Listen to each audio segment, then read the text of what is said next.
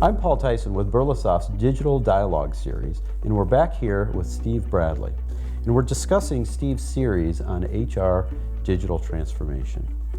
Steve, in the previous segment, we discussed thinking digitally, which essentially means applying technology as a first option. What kind of technologies are we talking about? Thanks, Paul. In my mind, there are three areas in HR where the technologies I talked about are applied. Process automation, people analytics, and more recently, personalization. Okay. Personalization is the most recent addition, but I'm going to cover that in more detail in a later discussion.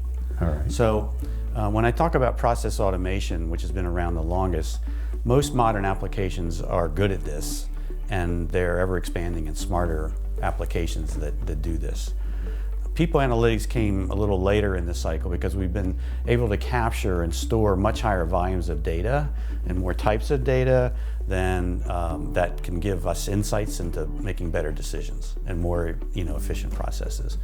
However, personalization is not really about just process automation, but it's about using that data captured and analyzed to personalize how individual users engage with or experience technology. So the experience part of that, customizing the experience. Yeah, it's not just about the process, it's about how people use the technology in the process, that's right.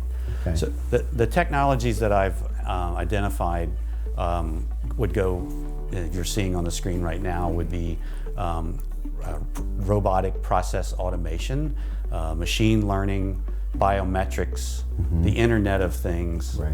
chatbots, and conversational artificial intelligence which include things like personal assistants or digital assistants like Alexa and Google, Okay. Virtual and augmented reality, predictive analytics. Now, don't have time to go in and explain each one of those, so read my article for that level of detail, but it's important to know how these things will, you can take advantage of these in the technology that we have today. Some of the technologies like robotic process automation are more process focused, while others like chatbots and conversational AI are more about the user interface and personalization. So the graphic you're seeing on the screen right now shows where these particular technologies are used the most. Okay.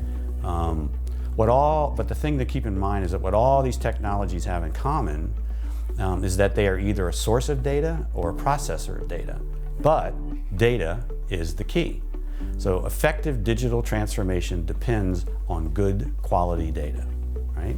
The one thing they all have in common is they're driven by data. That's right. And it's so important that I like to refer to data as the central currency for business success. That's a great Data term. is a currency.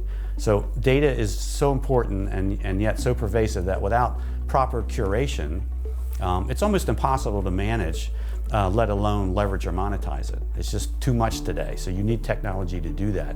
So in order to properly analyze and curate the data, I believe that digital thinking company must also have a role of a chief data scientist, which I think is going to be very prominent in all future companies. Mm-hmm.